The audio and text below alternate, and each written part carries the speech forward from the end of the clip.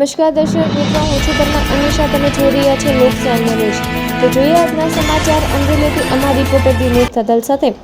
Amreli collector કચેરીને બોમ્બથી ઉડાડી દેવાની ધમકીભર્યો પત્ર મળતા પોલીસ તંત્ર દોડતું થયું. બોમ્બ સ્ક્વોડ અને સ્નીફર ડોગ દ્વારા સઘન તપાસ. અમરેલી કલેક્ટર કચેરીને બોમ્બથી ઉડાડી દેવાની ધમકી આપતો પત્ર મળતા તંત્રમાં ભારે ચકચાર મચી ગઈ હતી. ઘટનાની જાણ થતાં જિલ્લા પોલીસ વડા, એસપી સહિત પોલીસનો કાફલો તાત્કાલિક કલેક્ટર કચેરી ખાતે દોડી ગયો હતો. બોમ્બ સ્ક્વોડ અને સ્નીફર ડોગની મદદથી સમગ્ર કલેક્ટર કચેરી પરિસરમાં સઘન તપાસ હાથ ધરવામાં આવી હતી. સુરક્ષાના ભાગરૂપે કચેરી અને આસપાસના વિસ્તારમાં પોલીસ બંદોબસ્ત ગોઠવી તપાસ શરૂ કરવામાં આવી છે. ધમકીભર્યો પત્ર કોણે મોકલ્યો અને તેની પાછળનો હેતુ શું છે તે અંગે પોલીસે વધુ તપાસ હાથ ધરી છે. તો ફરી મળીશું એક નવા સમાચાર સાથે. ત્યાં સુધી જોતા રહો લોકસામના ન્યૂઝ.